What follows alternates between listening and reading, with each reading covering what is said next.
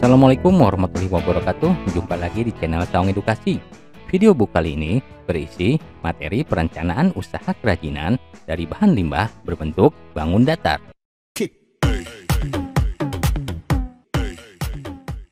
Namun sebelum mulai, jangan lupa untuk klik like, share, dan subscribe. Secara umum, ada dua macam limbah yang sudah kalian kenal, yaitu limbah organik dan limbah anorganik. Limbah organik adalah limbah yang bisa dengan mudah diuraikan atau mudah membusuk. Limbah organik mengandung unsur karbon.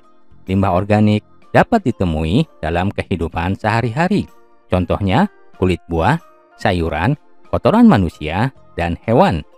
Sedangkan limbah anorganik adalah jenis limbah yang berwujud padat, sangat sulit atau bahkan sulit untuk diuraikan, atau tidak bisa membusuk.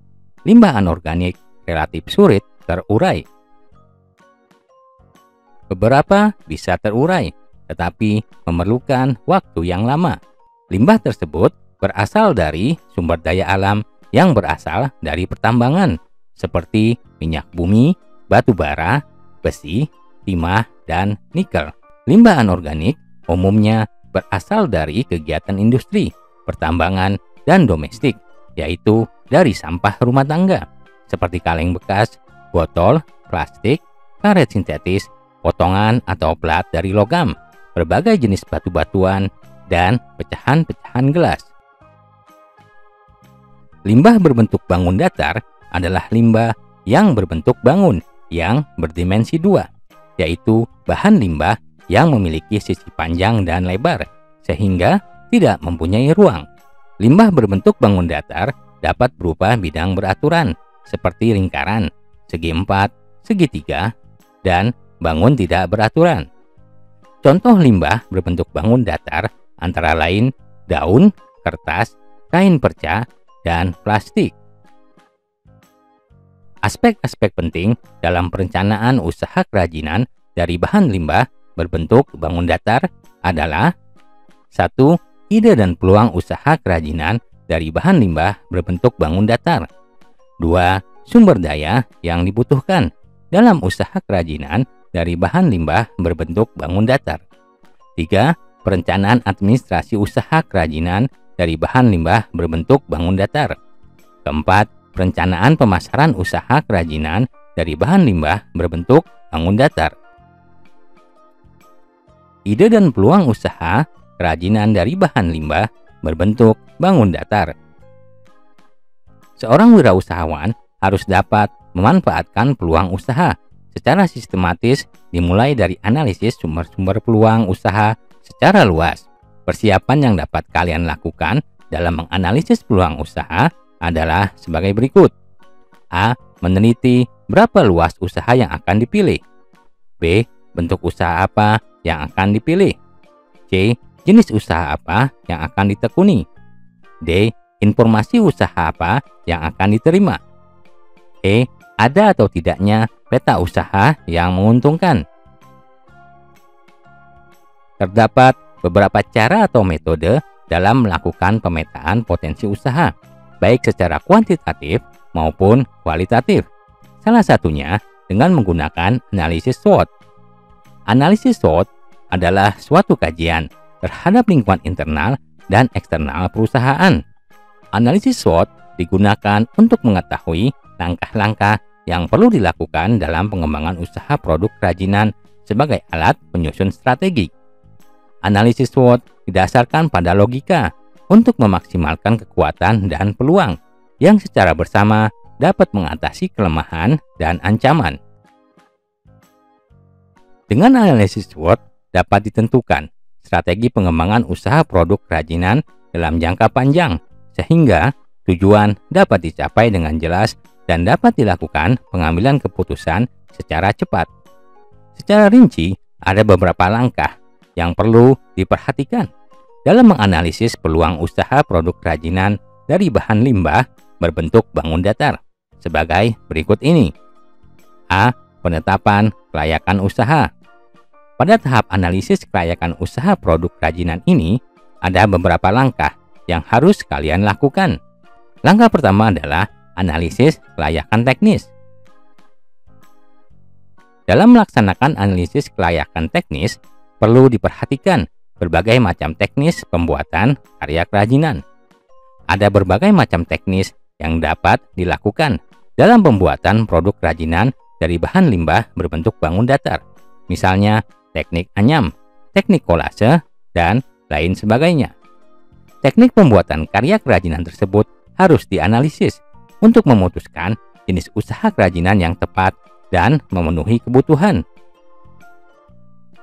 2. Analisis peluang pasar.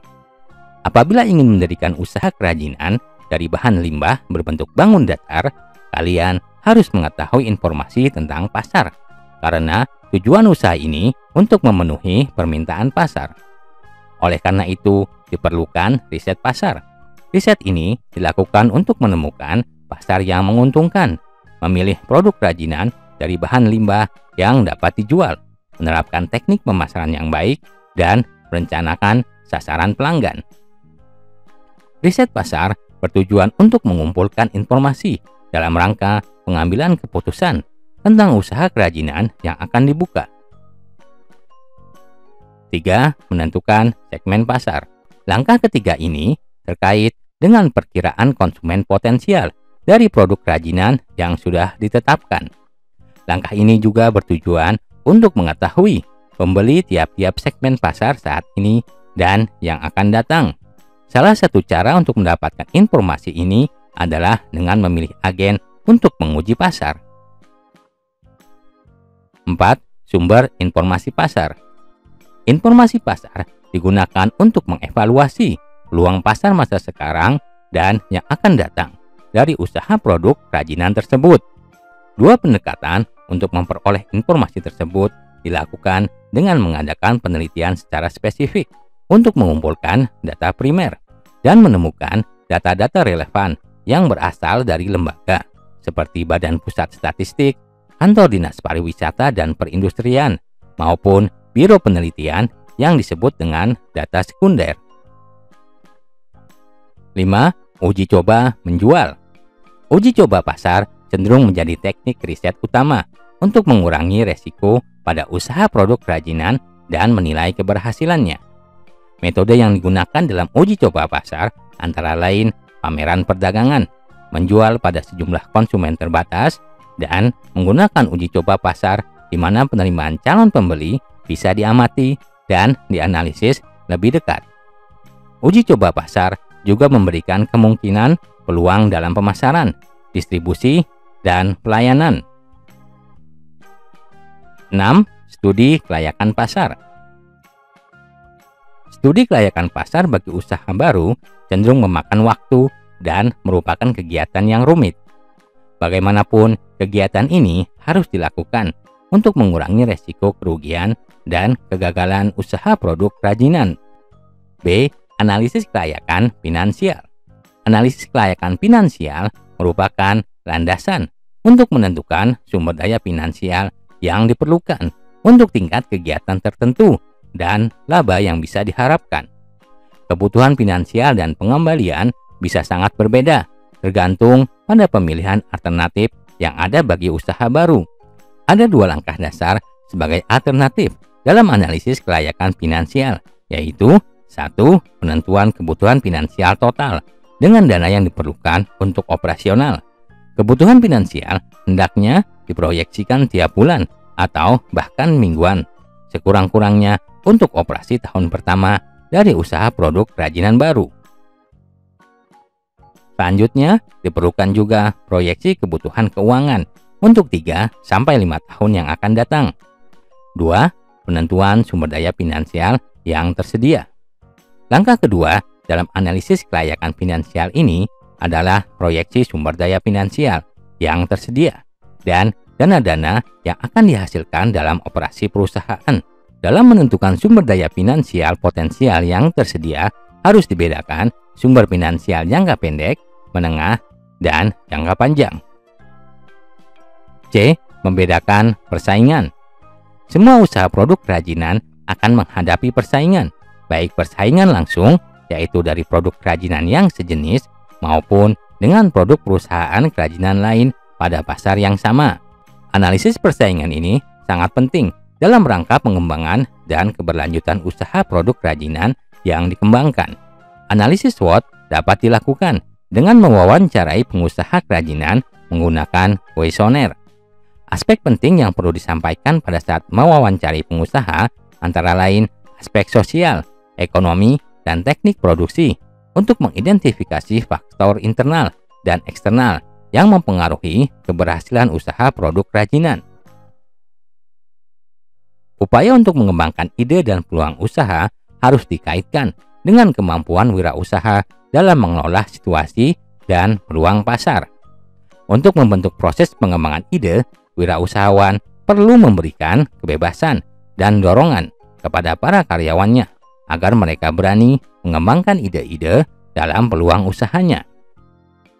Tujuan dalam mengembangkan ide dan peluang usaha pada produk kerajinan adalah sebagai berikut. A. Ide dalam pembuatan produk agar diminati konsumen. B. Ide dalam pembuatan produk agar dapat memenangkan persaingan. C. Ide dalam pembuatan dan pendayagunaan sumber-sumber produksi. D.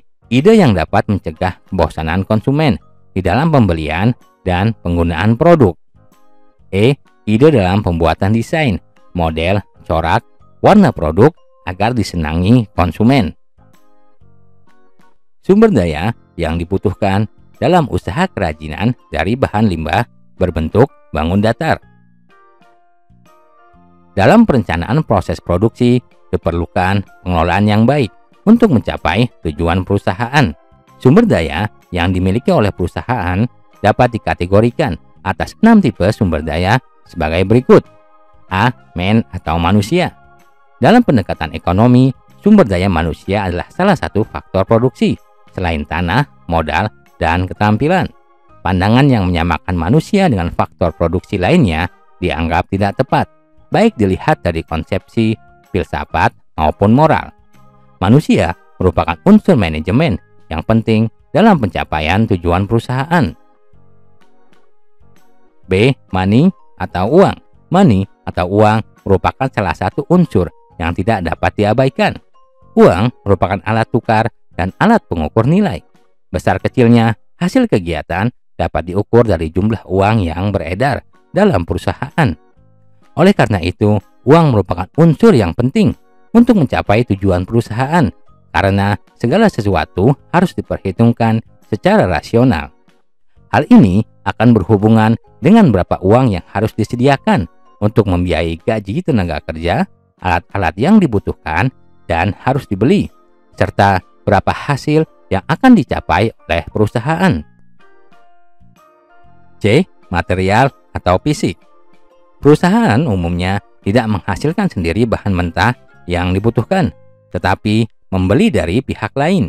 Untuk itu, manajer perusahaan berusaha untuk memperoleh bahan mentah dengan harga paling murah, menggunakan cara pengangkutan yang murah, dan membuat proses pengolahan seefisien mungkin.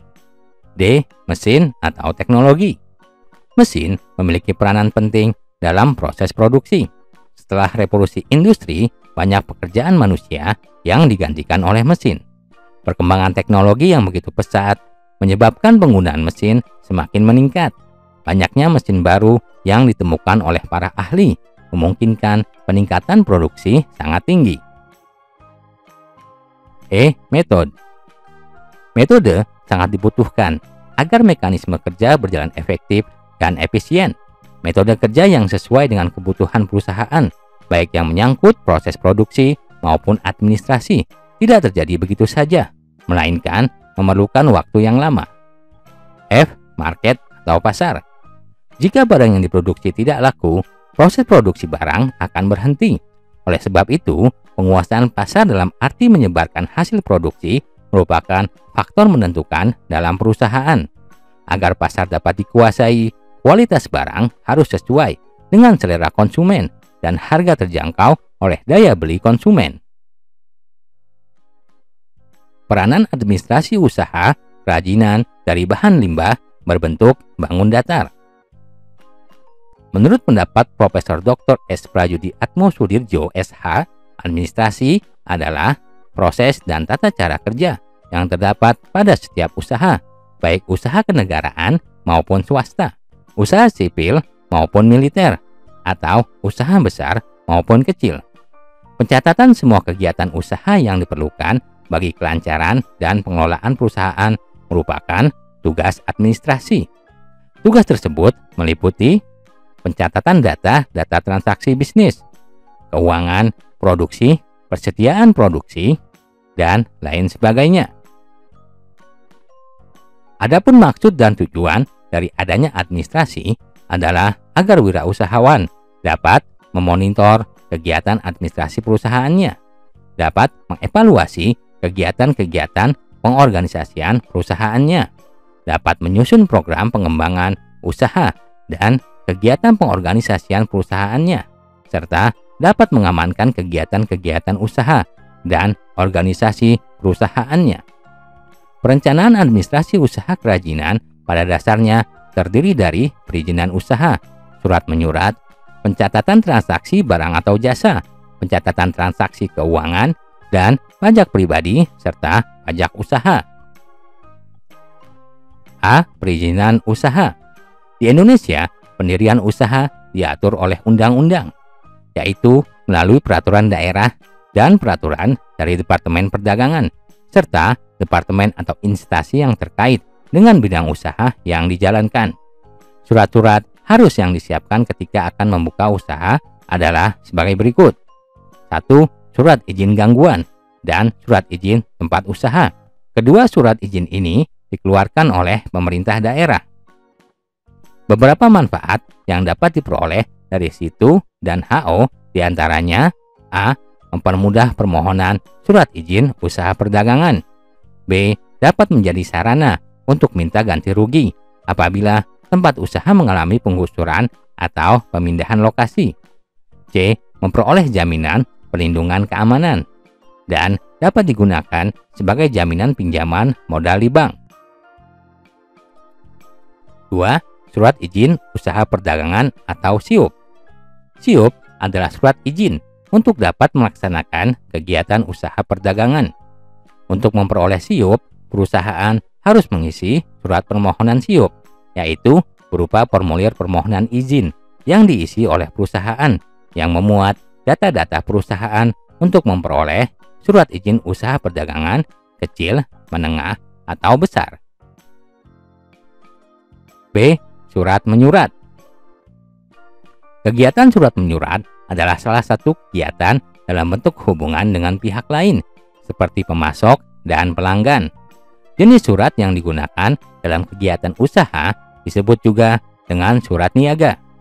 Surat niaga dimulai dengan pembukaan yang tepat dan menarik, kemudian diikuti dengan pengutaraan masalah secara jelas, dengan tetap memberikan sikap ramah, sopan, dan simpatik. Jenis surat niaga sebagai berikut. 1. Surat perkenalan. 2. Surat permintaan penawaran. 3. Surat penawaran. 4. Surat pemesanan. 5. Surat pemberitahuan pengiriman barang. 6. Surat pengaduan. 7. Surat pengiriman pembayaran. C. Pencatatan transaksi barang atau jasa. Secara umum, bukti transaksi perusahaan terbagi menjadi dua, yaitu bukti transaksi internal dan bukti transaksi eksternal. 1. Bukti transaksi internal.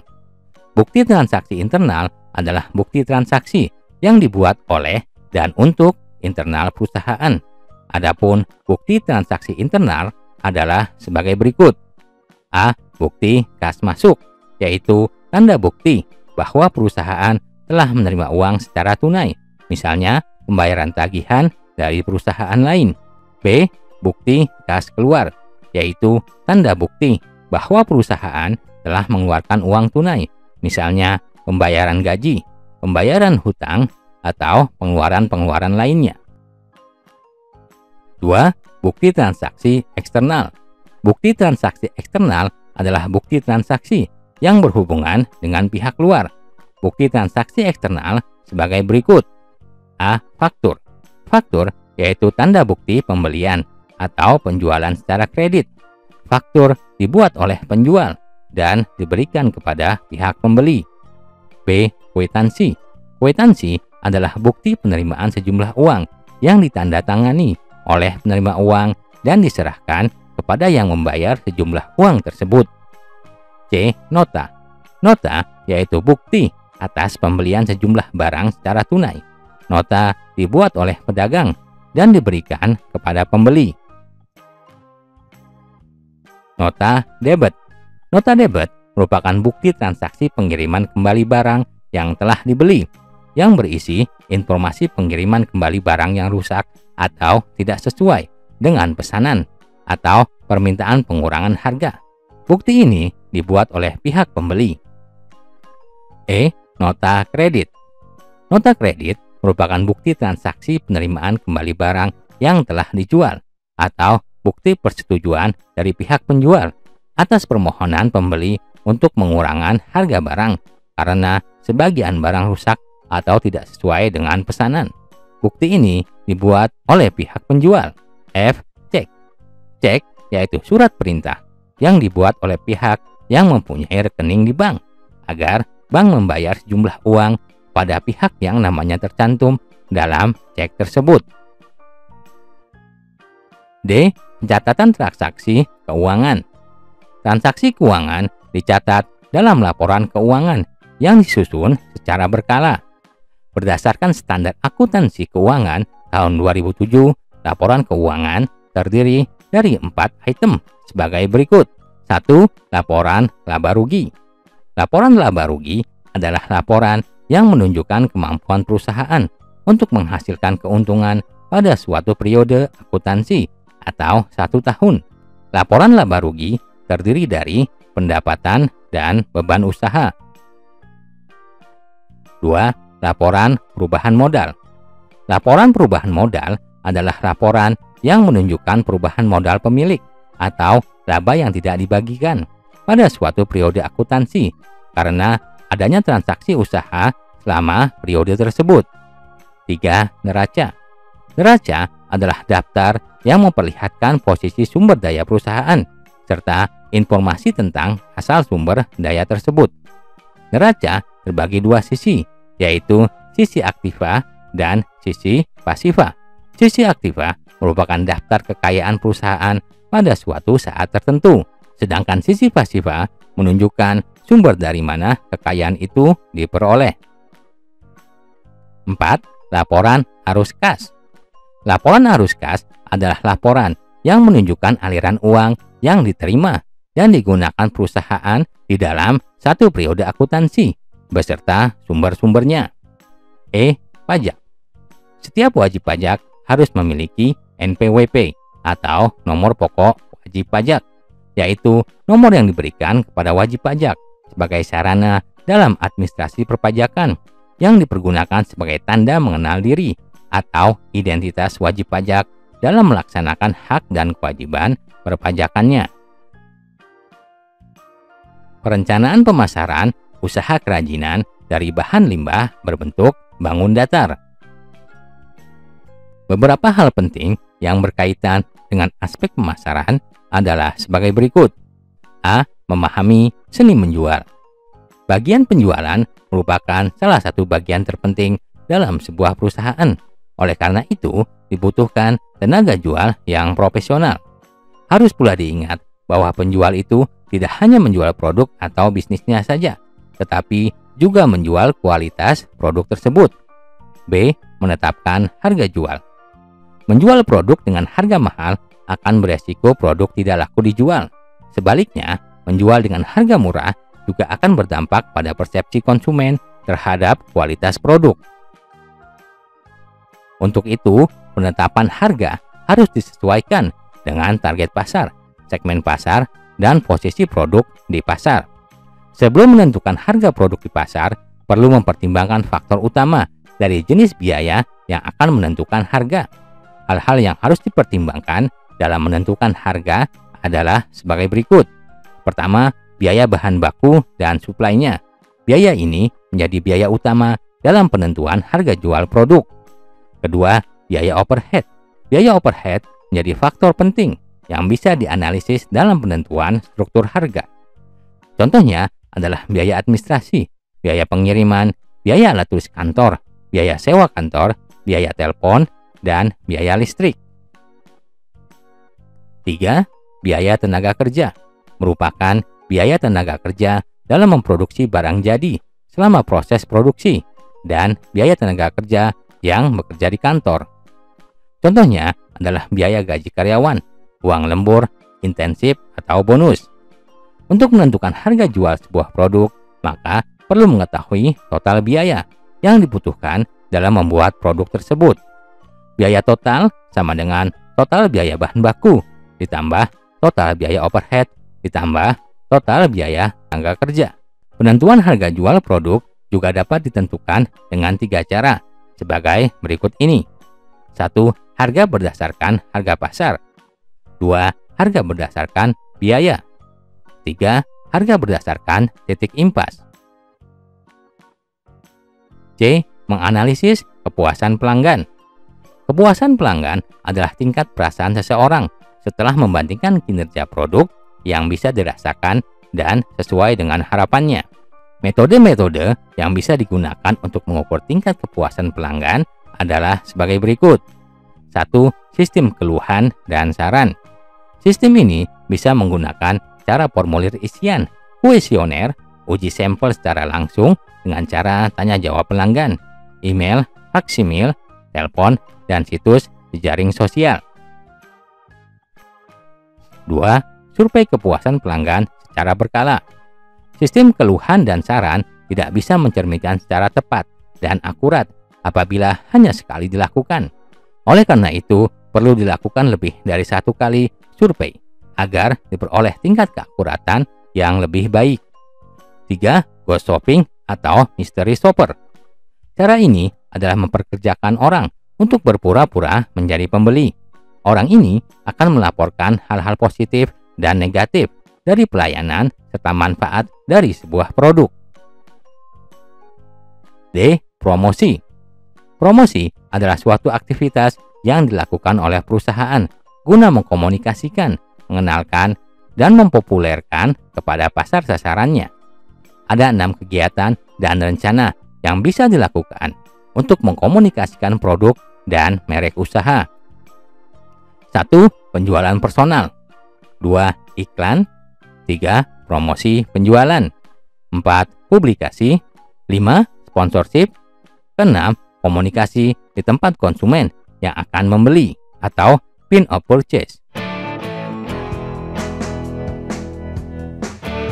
Demikianlah video book materi pelajaran prakarya dan kewirausahaan. Sampai jumpa di video lainnya. Jangan lupa untuk klik like, share, dan subscribe.